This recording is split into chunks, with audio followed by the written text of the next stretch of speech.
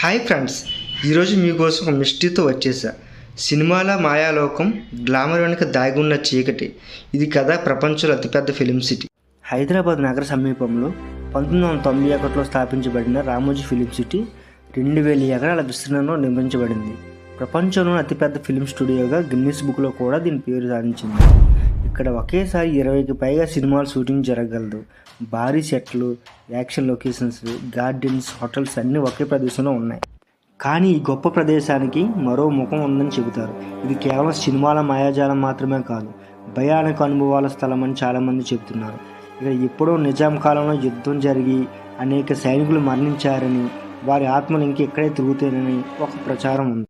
Shooting సెట్లో ఎవరూ లేని సమయంలో చప్పట్లు వినిపించడం, హోటల్ గదుల తలుపులు రాత్రి వేళ స్వయంగా తెరుచుకోవడం, ఆడవారి మేకప్ రూమ్లో అద్దాల నీడలు కనిపించడం, ఇవన్నీ టెక్నీషియన్ నటినలు చెబుతున్న విషయాలు.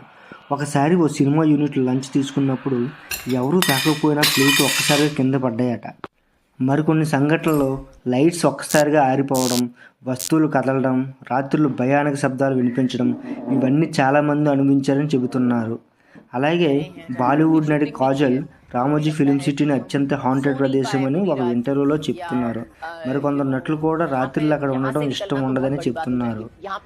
కానీ తర్వాత కాజల్ తన మాటలను మార్చి ఇది ఒక గొప్ప పర్యాటక స్థలం, భయపడాల్సిన అవసరం లేదని అన్నారు. రామోజీ ఫిలిం సిటీ యాజమాన్యం ఈ రూమర్స్ను ఖండించింది. వారు చెబుతున్నది ఇక్కడ ఎటువంటి భూతాలు లేవు, ఇది పూర్తిగా సురక్షితమైన పర్యాటక ప్రదేశం అని చెబుతున్నారు. మరి ఈ సంఘటన నిజమా లేక కేవలం పుకార్లా? నిజం ఏమిటో ఎవరు ఖచ్చితంగా చెప్పలేరు. కానీ ఒక విషయం మాత్రం నిజం, రామోజీ ఫిలిం సిటీ గోడల సెట్లు ఏదో ఒక రహస్యాన్ని దాచుకుంటున్నాయి.